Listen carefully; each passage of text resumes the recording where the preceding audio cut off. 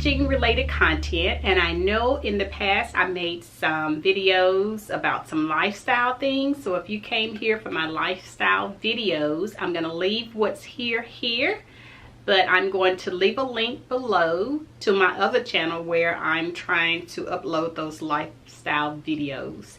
So this one is just teaching related. So if you're here for lifestyle, go to Pat and Ken's Corner, and I'll leave it linked here and above. Thanks, guys. So guys, today, this video, I am talking about my county's back to school policy. I had a 2-hour meeting with my principal on Thursday, breaking down the things, the plan for us to go back to school. Prior to that, my system did a robocall to parents to survey them to see how they wanted their child to be educated. And those options, I believe, were face-to-face, which means you will be in the classroom with your teacher and other students face-to-face, or e-learning, which means all your learning would take place on the computer. So I guess after getting that survey and meeting the superintendent with other administrative and principals, they narrowed down a plan for us. So I want to share that plan with you and just kind of tell you what we're going to do here in my county. So stay to the end because I have a surprise for you. But before I get started, please do the usuals: like, share, subscribe, click your notification bell. Let's get started. All right, so I did take some notes while I was on the conference call with my principal, so I will be looking down. She said that the plan was broken down into 3 parts: a wellness part, an operations part, and an instructional part. So I'm not going to be very long with these things, but some of the things that she shared with us is that, you know, we would have to do a safe school training, and that was a 10-minute video, 2 10-minute videos, and there was a little quiz at the end of the video that we had to take and had to pass and print a certificate. And that just reminds me, I need to send her my certificate that I've completed that. But pretty much, you know, we could not have any Clorox in the school, but we could use the Clorox wipes. Custodial staff would be in PPEs. You know, they would be cleaning, you know, quite frequently. The kids were not allowed to share anything. They could bring a lunch if they wanted to. They couldn't share that, couldn't share their snack. No pencil sharing, crayon sharing, sharing of nothing. We were to have them at least 6 feet apart. I don't know how I was going to be able to do that with, I think I have about 5 tables, 6 tables in my room. And I'm not sure if we were going to get desks or not. And I think there are some desks at the school that I probably could have if I beat somebody else to it, but we would not be able to have small groups. So she was going to get the small group tables out of the rooms, not to bring anybody to the carpet. And if we brought anybody to the carpet, maybe one person that needed redirecting or something, bringing them a little closer, or maybe someone that can't see too well. I try and put them in the front of my room anyway. We would be practicing social distancing. I said that, trying to have them at least 6 feet apart. They would not be going out of the classroom too much from what I understood. The only reason they would be going out of the classroom maybe is for recess and PE. And PE was going to be limited to 30 minutes because they were going to try and keep the number of students that were at PE at one time down. But pretty much other than that, everybody else would be coming to the room. The counselor would be coming to the room. I guess music or art would be coming to the room. I think that's it about that. Let's see, they could, no water fountains. They could bring water bottles from home and drink from that. But other than that, the water fountains in the halls would not be on. All the tables would have to face forward, of course, you know, in order for all the kids to see what is going on, the teaching that would be going on. Our district is a hot spot, so we're at like a level 4, so our numbers are elevating daily. There we would have a full-time nurse on staff. Each individual school would have a full-time nurse. That's something that we're not used to. We're used to a nurse coming to our school, but we shared her with, I don't know, maybe 4 or 5 other schools, even more. Each person is encouraged to wear masks. Gloves would be handed out. I think she was going to look into getting some face shields, but you know, I already had mine. Because after having cancer, I'm just a germaphobe. So I already had my mask and I was ready to go. But yeah, it would be good for everyone to have masks, including the kiddos. Of course, parents would not be allowed on campus. I think if there was a case of a child, you know, not feeling well, they would be isolated until someone was called. And I guess, you know, the nurse would be responsible for getting that child out to its vehicle. No other guests could come on campus. Breakfast and lunch would be served in the classrooms, guys. Yes, I'm not used to that. I'm used to us going to the cafeteria for breakfast and lunch, but they would have to be served in the classroom.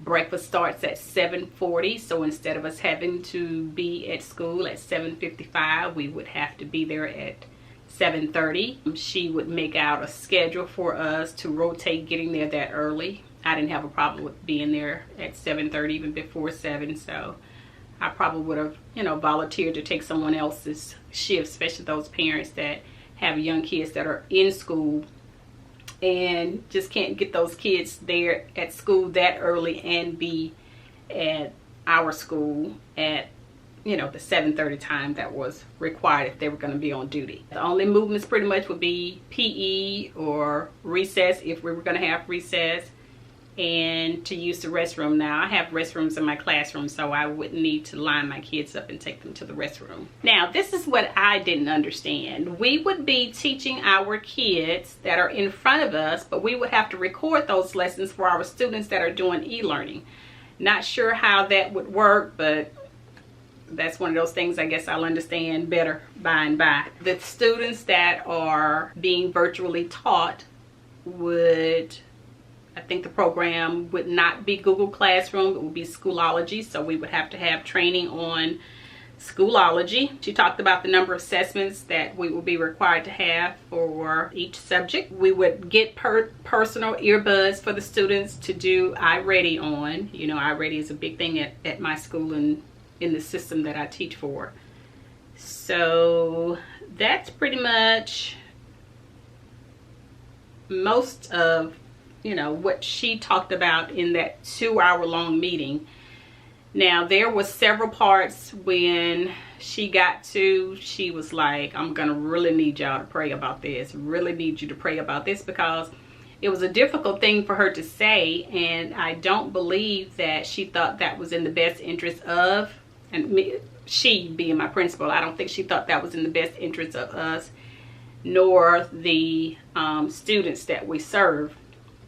But, you know, she's the principal and she don't make the final decision, so she has to go with what the superintendent and her supervisor say, you know, say we're going to do. And that's what we would all do. Prayerfully, that's what we would all do. But here's the twist, guys. So that meeting started at 10. We got off around noon, and she went in a lot more details, you know, of things besides what I've just explained to you. I was just trying to hit the high points. But this is the twist. So the superintendent ended up doing a press conference at 3 o'clock the same day. This was last Thursday. And